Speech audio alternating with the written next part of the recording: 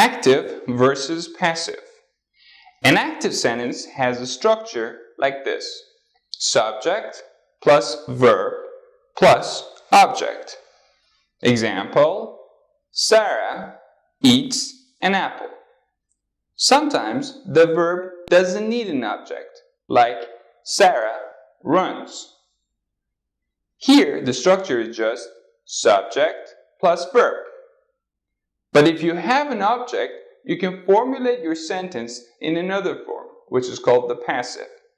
For example, instead of Sarah eats an apple, I can say an apple is eaten by Sarah. The meaning is more or less the same, but the structure is different. The first sentence is called an active sentence. Sarah eats an apple. The second sentence is called the passive sentence. An apple is eaten by Sarah.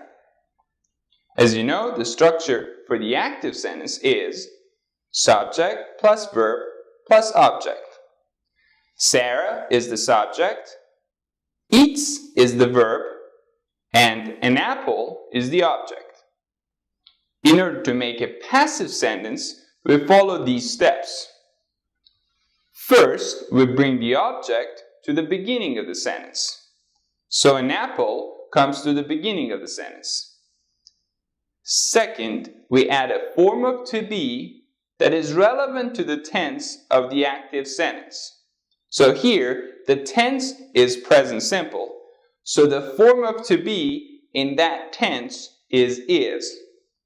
So far we have an apple is. Third, we add the past participle of the verb. So the past participle, or the third form of the verb eat, is eaten. Eat, ate, eaten. So we have an apple is eaten. Fourth, we add by, followed by the person or thing that does the action, that is the subject of the active sentence.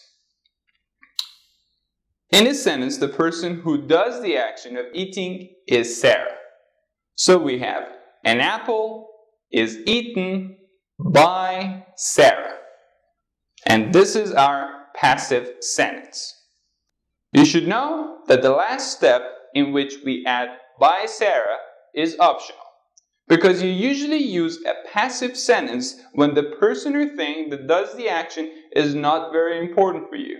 So you have the option of just saying an apple is eaten, and you don't have to mention by Sarah if you don't want to.